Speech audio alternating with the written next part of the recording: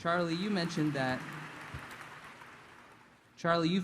if given the chance, or the same chance with a smaller capital base, you would still look for mispriced stock opportunities.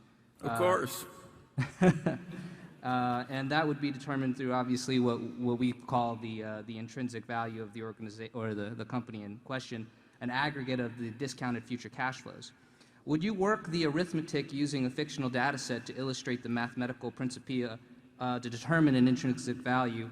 And I'd hope you include the comprehensive mental model of the key metrics considered, any qualitative assessments of the management, and any assumptions of its industry to determine the durability of its earning power. And Warren, same to that effect, would you also demonstrate or illustrate an arithmetic problem set using with a significant capital base and provide the object lessons on how those have changed from a small to a large capital base?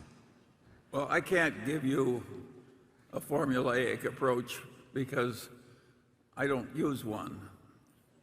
And I just mix all the factors, and if the gap between value and price is not attractive, I go on to something else.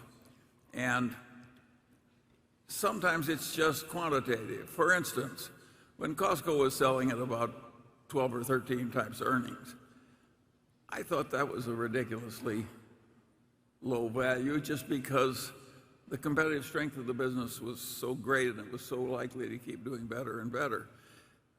But I can't reduce that to a formula for you.